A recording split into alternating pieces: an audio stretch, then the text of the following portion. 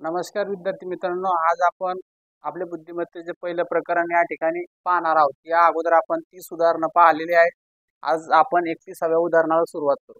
पहा, या ठिकाणी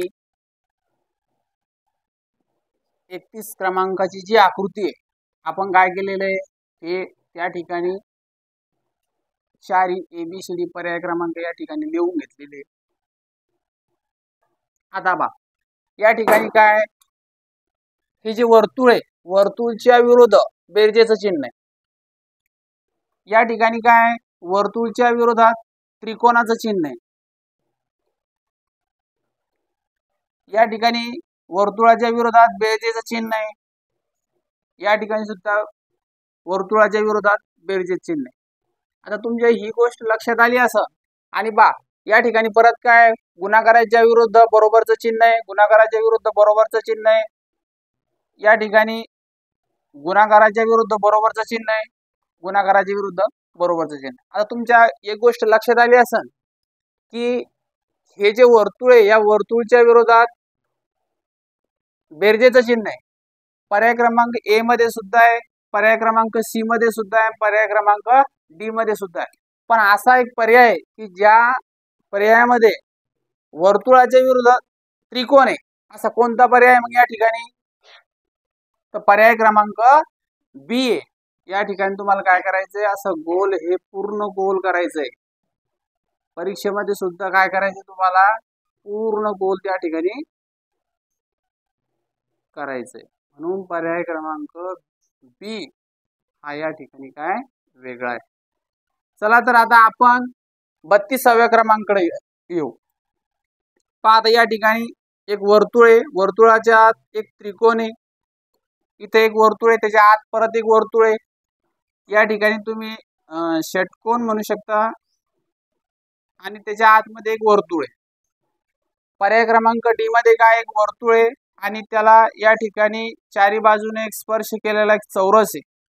आता तुमच्या लक्षात आले असेल की पर्याय क्रमांक ए बी सी आणि डी मध्ये कोणतं पद वेगळं दिसतं, कारण की जर समजा ए असेल, बी असेल आणि सी असेल, या तिन्ही पर्यायामध्ये की कोणतीच जी बाहेरची आकृती आहे ती आतल्या आकृतीला काय झालेली आहे, स्पर्श कुठेही झालेली दिसत नाही।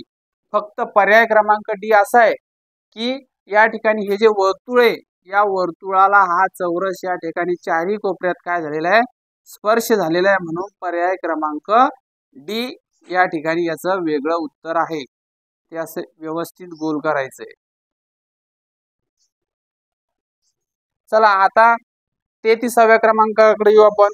या ठिकाणी पर्याय क्रमांक ए मध्ये गाय आहे, बी मध्ये म्हैस आहे, सी मध्ये मोर आहे आणि पर्याय क्रमांक डी मध्ये शेळी। आता तुमच्या लक्षात आलं असं की गाय, म्हैस आणि शेळी हे काय आहेत रे, आपले पाळीव प्राणी आहेत, बरोबर आहे की नाही। आणि मोर हा काय पाळीव प्राणी नाही, त्यामुळे हे काय रे, पर्याय क्रमांक या ठिकाणी सी वेगळा आहे। आता तुम्हाला माहिती आहे गाय, म्हैस, शेळी हे आपल्याला दूध देतात, बरोबर आहे की नाही। फक्त पर्याय क्रमांक मोर असा आहे की तो या ठिकाणचा वेगळा आहे, म्हणून या ठिकाणी गोल व्यवस्थित करायचंय।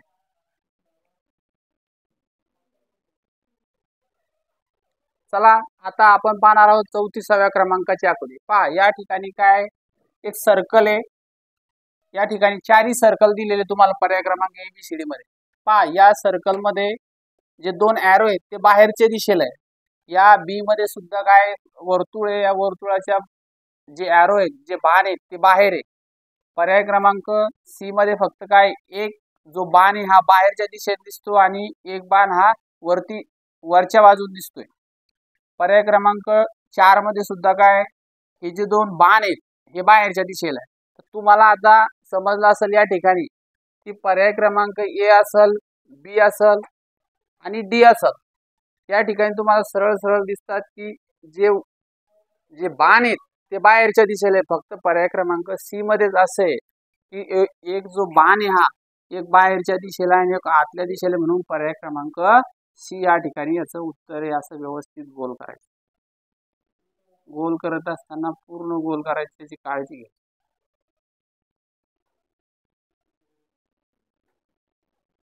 चला आता बघूया आपण 35व्या क्रमांकाकडे. आता बघा या ठिकाणी 4 चौरस आहे. चौरसाच्या आत या ठिकाणी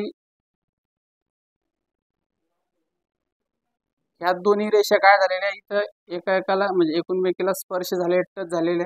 इथं एक चौरस आहे, एक छोटाच चौरस आहे, हा सुद्धा काय स्पर्श झालेला आहे.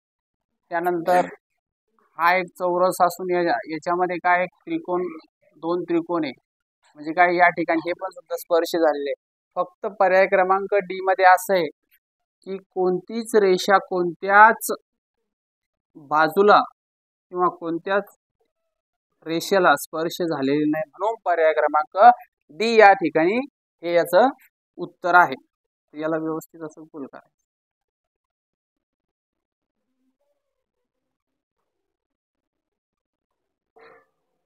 चला आता वळूया आपण 36व्या क्रमांकाकडे. या ठिकाणी तुम्हाला त्रिकोण दिसतो चारही ठिकाणी. चारही ठिकाणी त्रिकोण असल्या आहेत, परंतु त्या त्रिकोणाची जी खालची बाजू आहे ही काय रंगवलेली म्हणजे भरलेली पूर्णपणे अशी चारही मध्ये सेम आहे. फक्त आता तुम्हाला एक ओळखायचंय की याच्यामध्ये वेगळं पद कोणतं आहे. तर आता तुम्ही पर्याय क्रमांक बी ही जशी आकृती उभी केलेली तशी पर्याय क्रमांक 1 ची सुद्धा केल्याच्या नंतर याच म्हणजे याच पोझिशन मध्ये येते. पर्याय क्रमांक डी सुद्धा उभी केल्याच्या नंतर त्याची ही जी बाजू आहे या ठिकाणी व्यवस्थित अशी म्हणजे या साईडला येते, उजव्या साईडला येते. प्रत्येकाची असेल, ए असेल, बी असेल आणि डी असेल. डी हा बी च्या स्वरूपात जर उभी केली आकृती तर तुम्हाला तिथे या ठिकाणी काय ही जी बाजू आहे ही या ठिकाणी उजवीकडे दिसणार आहे. फक्त पर्याय क्रमांक सी असा वेगळा आहे कारण तो जर बी या स्वरूपात केल्याच्या नंतर त्याची ही जी रेष आहे ही या ठिकाणी डाव्या बाजूला दिसते, म्हणून पर्याय क्रमांक सी या ठिकाणी वेगळा आहे.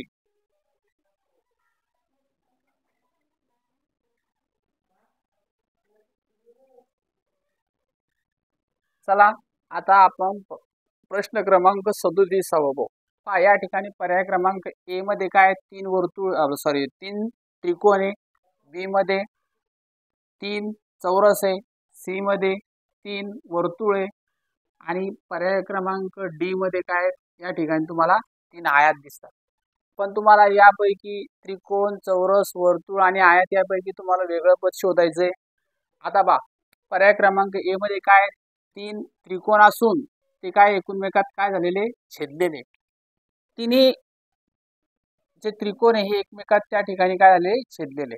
आता बी मध्ये पहा या ठिकाणी चौरस आहे पण तो चौरस काय एकाच याच्यात छेदलेला आहे, स्पर्श झालेला आहे. तसंच पर्याय क्रमांक सी मध्ये काय 3 वर्तुळ आहेत ते एकमेकात छेदलेले. पहा या ठिकाणी असे या ठिकाणी छेदले आणि याच ठिकाणी सुद्धा पर्याय क्रमांक डी मध्ये काय या आयात एकमेकाला या ठिकाणी तिन्ही छेदलेले. आता तुम्हाला हे समजलं असेल की पर्याय ए असेल, सी असेल आणि डी असेल हे कोणत्या प्रकारे काय एकमेकात छेदलेले, म्हणजे तिन्ही एकमेकात काय झालेले छेदलेले. फक्त पर्याय क्रमांक बी असा आहे की हा जो चौरस आहे फक्त या ठिकाणी एकाच ठिकाणी छेदलेला आहे, म्हणजे एका चौरसाला त्या ठिकाणी छेदलेला आहे, म्हणून पर्याय क्रमांक या ठिकाणी त्याचा बी हे वेगळं पद होईल.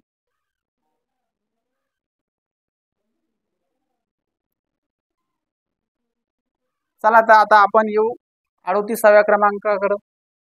पहा या ठिकाणी काय दिसतंय तुम्हाला, बाहेर चारही आकृत्याला या ठिकाणी चौरस दिसतोय, त्यानंतर एक छोटा चौरस आहे.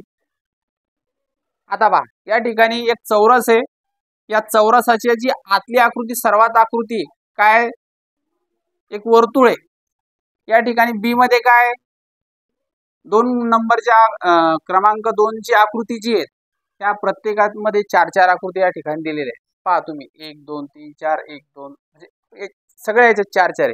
पहा सुरुवातीला क्रमांक 2 ची आकृती यामध्ये दिसते की तुम्हाला नाही, पण पर्याय क्रमांक बी मध्ये काय हा जो वर्तुळ आहे हा वर्तुळ क्रमांक 2 ची आकृती सर्वात आत छोट्या याच्यात या ठिकाणी दिसते. तसंच या ठिकाणी काय एक त्रिकोण आहे, आतल्या बाजू सुद्धा या ठिकाणी तुम्हाला त्रिकोण दिसतो.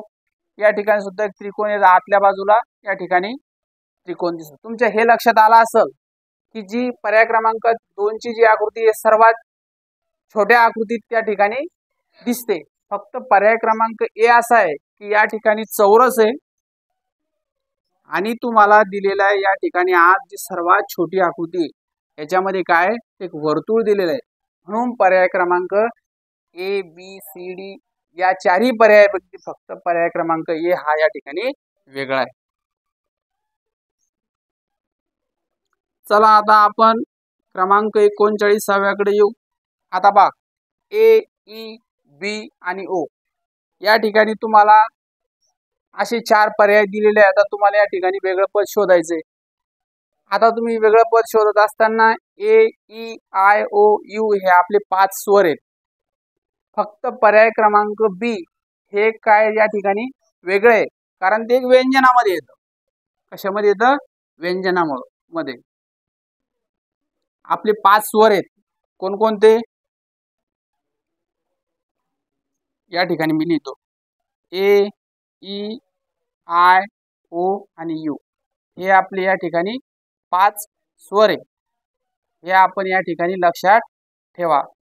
म्हणून पर्याय क्रमांक बी हे काय आपले व्यंजन येतं म्हणून या ठिकाणी वेगळं आहे।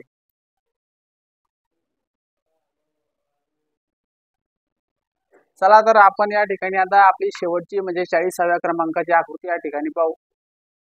आणि ही आकृती पाहत असताना तुम्हाला या आकृतीचं उत्तर कमेंट बॉक्स मध्ये सांगायचंय। मी तुम्हाला वाटलं समजून सांगतो। पर्याय क्रमांक ए बी सी डी मध्ये तुम्हाला एकदम सोपी आहे पण जे विद्यार्थी अभ्यास करतात त्याच्यासाठी सोपी आहे। तर तुम्हाला या ठिकाणी या आकृतीचं उत्तर जे आमच्या कमेंट बॉक्स मध्ये त्या ठिकाणी लिहून लवकरात लवकर पाठवायचे। असेच नवनवीन व्हिडिओ पाहण्यासाठी आमच्या चॅनलला लाईक शेअर सबस्क्राईब करा। धन्यवाद।